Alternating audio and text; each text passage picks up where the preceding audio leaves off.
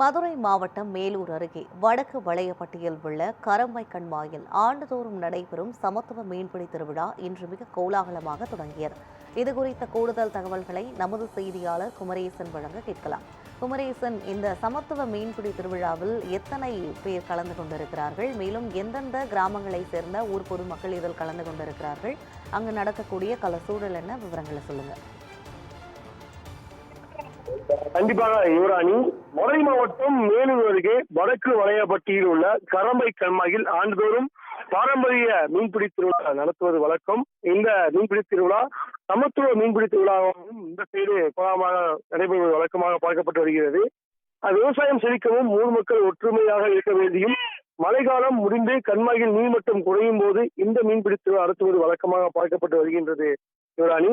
அந்த வகையில் கரம்பை கம்மாயில் நடைபெறும் இந்த திருவிழாவில் மேலூர் மற்றும் அதன் சுற்றியுள்ள கிராமங்களில் இருந்து 500க்கும் மேற்பட்ட ஆண்கள், பெண்கள் மற்றும் குழந்தைகள் உற்சாகத்துடன் கலந்து கொண்டு மீன்களை பிடித்து வருகின்றனர்.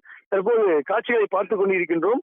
மேலும் ஊர் முக்கியஸ்தர்கள் வெள்ளை வீசியதற்கு தொடர்ந்து கம்மாய்க்குள் இறங்கி பொதுமக்கள் தங்கள் கையில் வைத்திருந்த பூத்து, கச்சா, வலை போன்ற பாரம்பரிய மீன்பிடி உபகரணங்களை கொண்டு போட்டி போட்டு மீன்களை பிடித்து செல்கின்றனர். தற்போது காட்சிகளை பார்த்துக் கொண்டிருக்கின்றோம். இதில் கொண்டை, கெளுத்தி, விரால், ரோகு போன்ற பல்வேறு வகையான நாட்டு மீன்களும் பொதுமக்களின் வலைகளில் பெரும்பாலும் சிக்கின. சிறுவர்கள் முதல் பெரியவர்கள் வரை அனைவரும் சேரு என்று பாராமல் கூட உற்சாகத்துடன் மீன்களை பிடித்து தங்கள் மகிழ்ச்சியை வெளிப்படுத்தினர். இதுபோன்ற திருவிழாக்களில் சாதி மத பேதமின்றி அனைத்து தரப்பு மக்களும் ஒன்றிணைந்து திருவிழாவாக கொண்டாடப்படும் இந்த சமத்துவப்படி மீன்பிடி திருவிழாவில் அப்பகுதி பெரும் நிகழ்ச்சியையும் உற்சாகத்தையும் ஏற்படுத்தி வருகின்றது யுவராணி. பிடிப்பட்ட மீன்களை கொண்டு பொதுமக்கள் தங்கள் வீடுகளுக்கு சென்று சாமி கும்பிட்டதற்கு பிறகு குடும்பமாக உணவு அருந்துவதும் வழக்கமாக பார்க்கப்பட்டு வருகின்றது யுவராணி. விவரங்களுக்கு நன்றி குமரேசன்.